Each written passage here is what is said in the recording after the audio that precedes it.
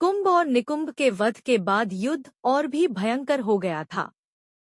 रणभूमि में चारों ओर धूल उड़ रही थी और योद्धाओं की गर्जना से आकाश गूंज रहा था।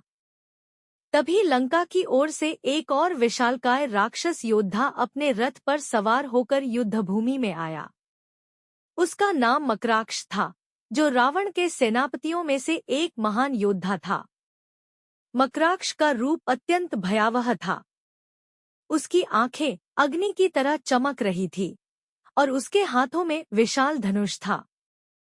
वह आते ही क्रोध से गरज उठा और वानर सेना पर तीव्र बाणों की वर्षा करने लगा।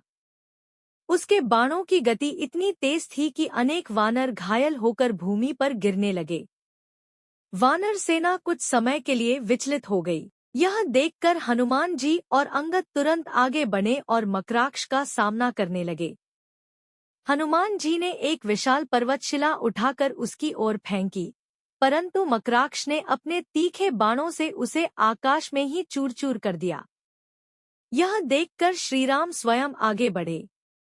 उन्होंने शांत स्वर में कहा, हे दुष्ट राक्षस, तू निर्दोष वानरों पर आक्रमण कर रहा है। आज तेरे अत्याचार का अंत होगा। मकराक्ष क्रोध से हंसते हुए बोला, राम, आज मैं तुझे और तेरी पूरी सेना को समाप्त कर दूंगा। इसके बाद दोनों के बीच भीषण युद्ध आरंभ हो गया।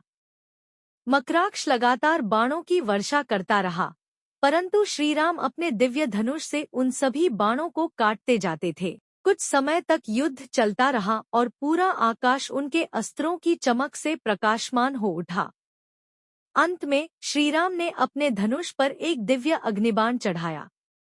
उन्होंने ध्यानपूर्वक लक्ष्य साधा और वह बाण मकराक्ष की ओर छोड़ दिया।